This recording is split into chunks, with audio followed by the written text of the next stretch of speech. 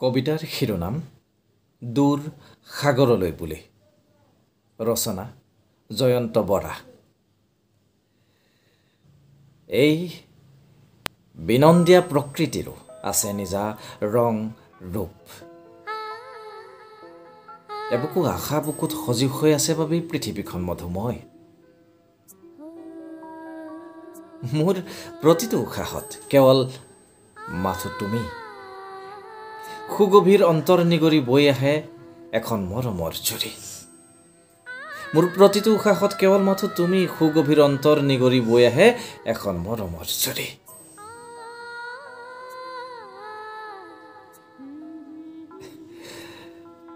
তোমাৰ মৰম ধিয়াই দূৰ সাগৰলৈ বুলি প্ৰেমৰ পাঞ্চৈত উঠি তোমাৰ কপাহ কোমল হাঁহি বিচাৰি।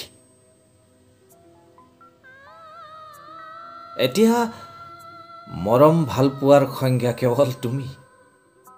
জীয়া জীয়া আশাবোৰে দি থকাটো সপোন ৰচে তোমাক লৈ হেজাৰটা।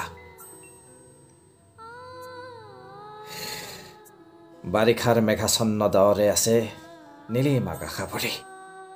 বৰষুণ আৰু বতাহৰ মৃদু মৃদু কোমল স্পৰ্শই সজীৱ কৰি থৈ যায় মোৰ সকলো যন্ত্ৰণা ভৰা দুচকুৰ ক্লান্তি। প্ৰেমৰ কবিতা এটি ভাহি আহিছে মনলৈ। এটি এটি মিঠা শব্দই কুটি কুটি খাইছে মোক।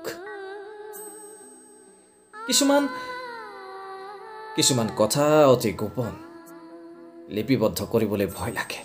জানোচা তোমাৰ অভিমান জাগে অন্তৰত।